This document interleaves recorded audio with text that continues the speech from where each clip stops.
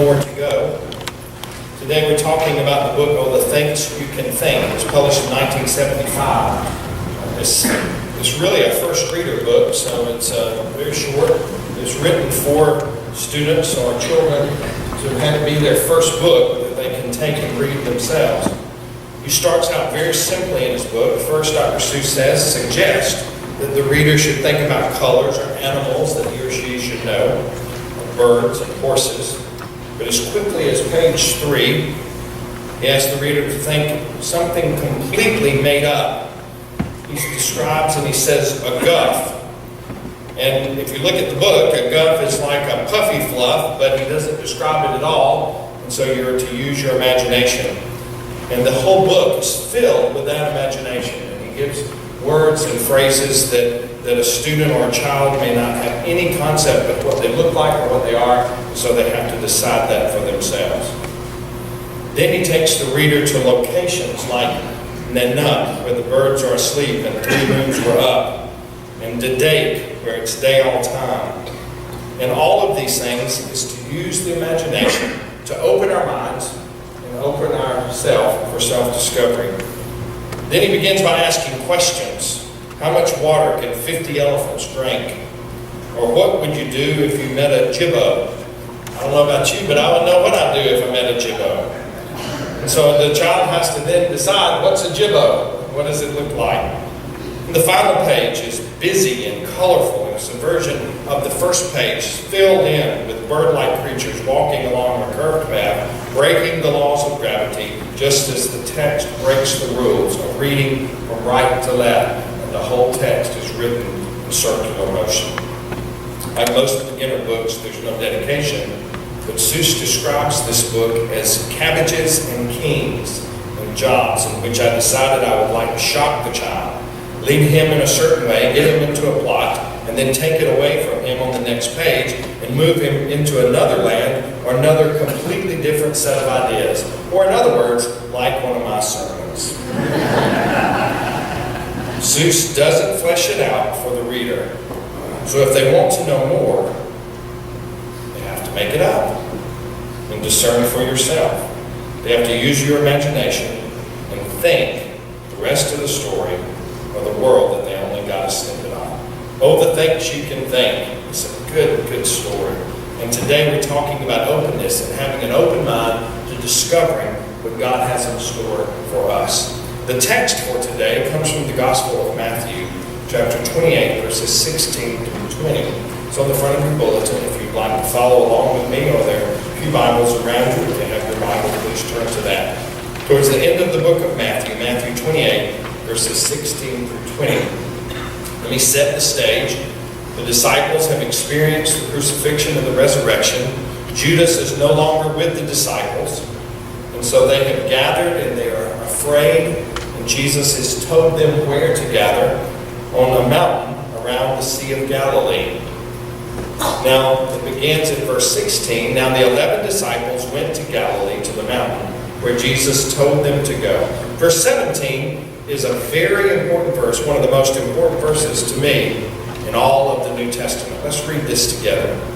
When they saw him, they worshipped him, but some doubted. Oh my goodness. So the question that's been the question for the millennia is, who doubted? Was it the 11? Was it a few of the 11 or some of the 11? Or were there others gathered there and some of them doubted? Now they had witnessed, they had experienced the crucifixion and the resurrection. Jesus was there with them. And yet, some that experienced this in their life, they doubted. Some doubted. That gives me a lot of hope. I don't know about you, but there's sometimes in my life when I've doubted because I've seen horrible things at times, and I wonder, how does it all play into itself? If we're honest with ourselves, we've all doubted at some time or another. We've all doubted. We doubted that Bruce was going to be able to play that organ last Sunday. We doubted. Bruce did a wonderful job. And y'all could not see it, and we did not get a videotape of it, so we'll have to do it again one Sunday. His little just pumping, had a pump organ in here. That was an old 1910 organ or something around there. Now let's look at verse 18. Jesus came near and he spoke to them. I've received all authority of heaven and on earth. Therefore, go and make disciples of all nations, baptizing them in the name of the Father and of the Son and of the Holy Spirit, teaching them to obey everything that I've commanded you. And look, this is beautiful. I myself will be with you every day until the end of this present age. This is the word of God for the people of God. Thanks be to God. Let's talk about doubt just for a few moments. Doubt, the word is used only twice in the New Testament, and it's only used twice in the Gospel of Matthew. Doubt here is not theoretical skepticism. That sounds so technical. It's not theoretical skepticism, but a risky wavering of deciding when more than one possibility seems reasonable or right. Now that makes no sense. All right, let me tell you how this works. Let me describe to you what this word says in Matthew. How do you get to Atlanta? What do you have to do? You have to go out and go to what? The Sacred Highway. Yes. And the Sacred Highway goes south. And civilization begins where? Commerce, exit 149. Why is that? Starbucks. That's exactly right. Now, there's several ways to get to 85. Now, when I go to 85, if I'm going to Atlanta, when I get to the turnoff to go to Livonia, if those of you that are from Monroe and everything, y'all have no clue what I'm doing, but it's just like back in Lawrenceville, then you'll fall asleep just like you always do. All right. When you're heading out to 85, there's a place where you can turn to go through Livonia. I don't do that because if you turn, you get behind somebody slow, there's nowhere to pass. Or if you're going slow, somebody's riding your bumper the whole way, right? So I go straight. I go to exit 177 if I'm going south. Then Tracy never, ever, ever goes straight because when you go to exit 177, you veer to the north for about a mile. And that makes no sense to her. If you're going south, you need to go south all the time. That's why she won't turn. She will not go straight. She will turn left to go through Livonia. I've never, ever, ever turned left to go through Livonia. They both end up at the same place. Except my way is quicker. And her way makes no sense. That's the doubt. I doubt her way. She doubts mine. And Charlie Easton said at the 9 o'clock service that he's a builder. He knows these things. And he said, I've timed it. It's faster to go to exit 177. And I believe that. Praise Jesus. And I'm preaching that this morning. You doubt. You wonder. Now, there are other ways to get to Atlanta or to get from Atlanta to here. Now, several months ago, I had to be at Emory at 6 a.m. for surgery. One of our members was having surgery.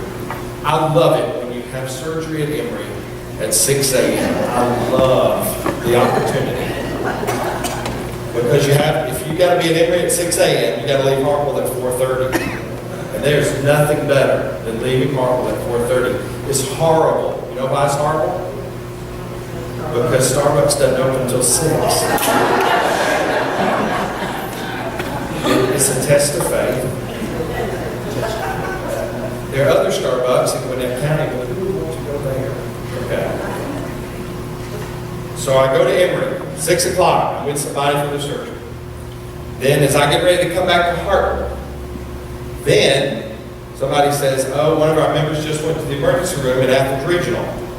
So I go from Emory to Athens on 316. What a lovely road that is. At any time of day. It's the pathway to heaven. And that is sarcasm. All right. Now I get to Athens, and I get to Athens Regional, and I'm coming back to Hartwell, and then I get a call from the church office that one of our members has gone to ANMED emergency room. So now I need to go to the Anderson Hospital. So I go from Athens to to Anderson, delightfully drive through Hartwell when I do that, wave at you, and then I go to Anderson.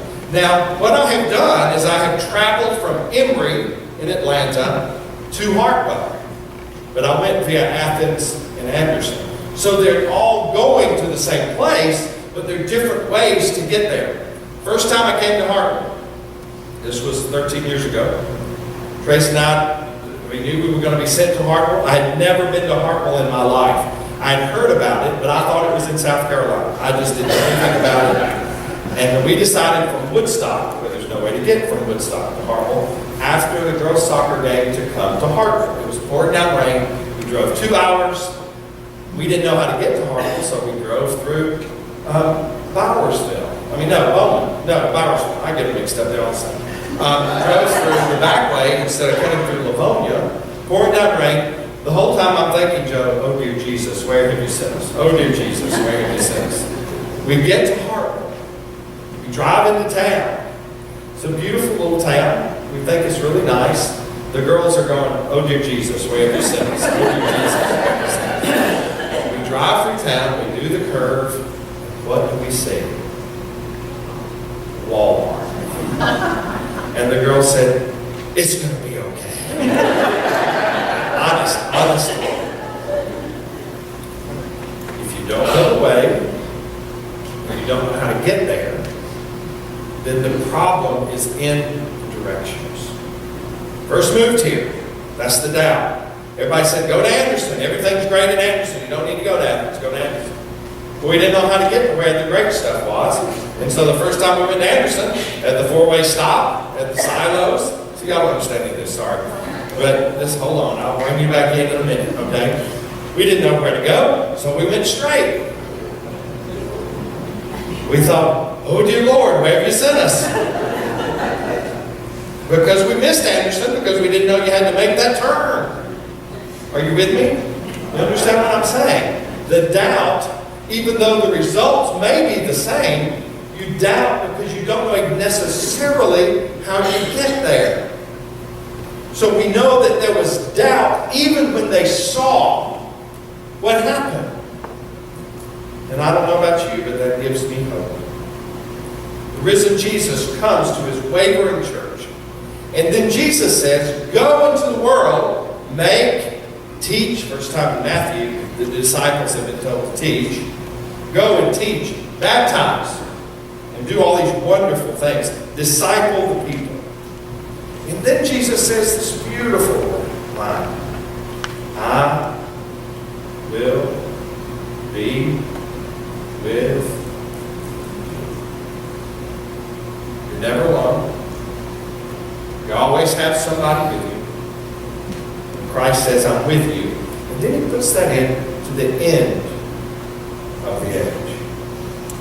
Because for Matthew, resurrection theology and understanding and faith is an eschatological event. Now that's a big word. Remember, the end of time is the eschaton.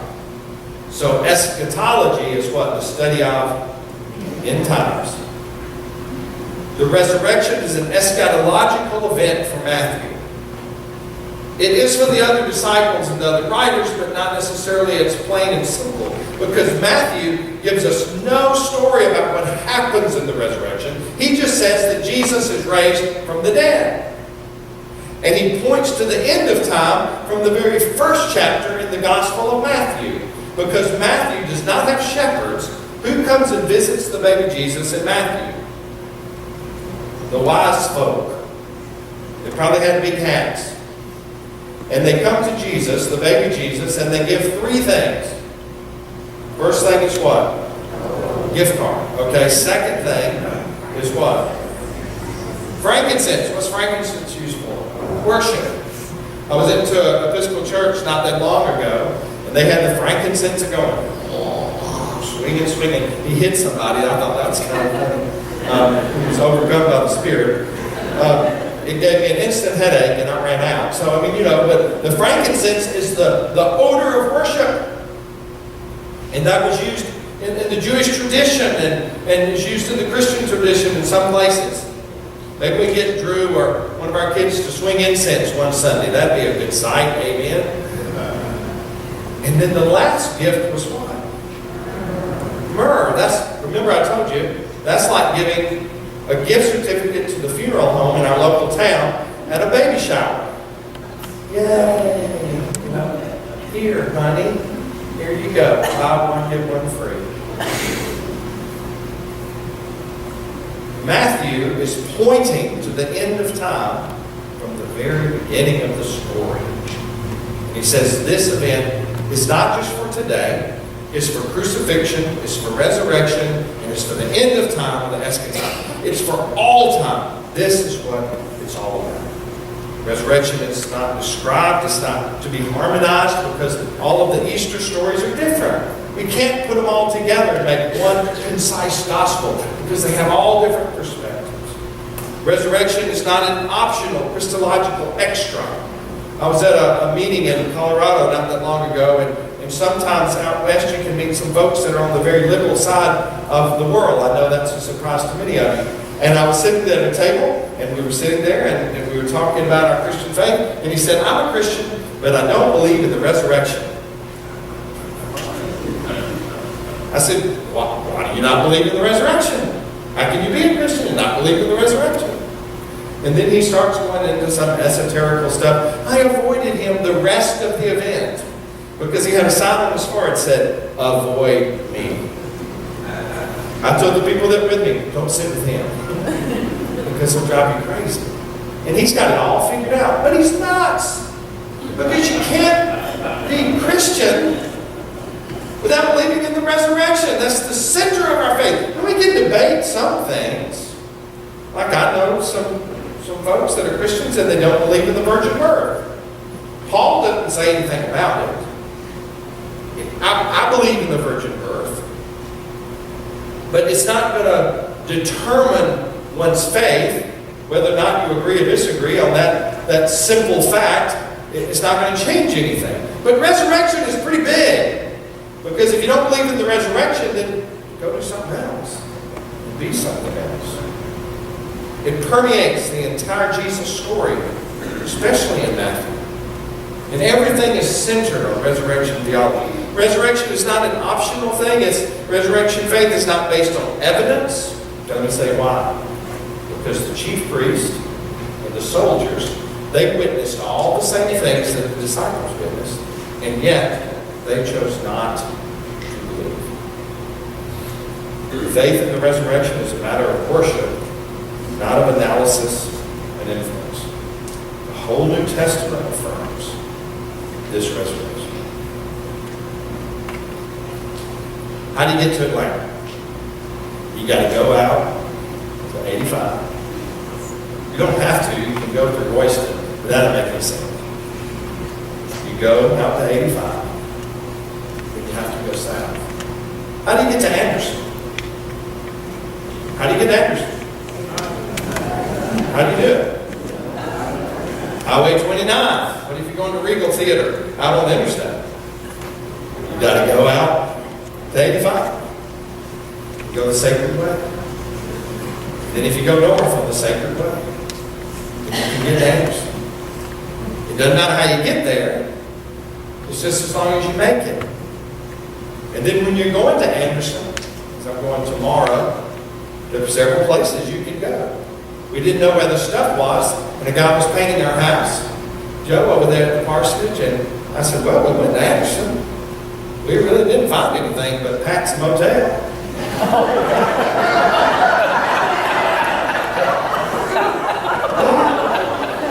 Honestly, that wasn't all that impressive. If you saw it, you'd understand. Some of our members called.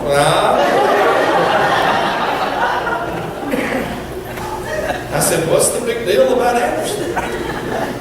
He said, when you get to the silos, turn left.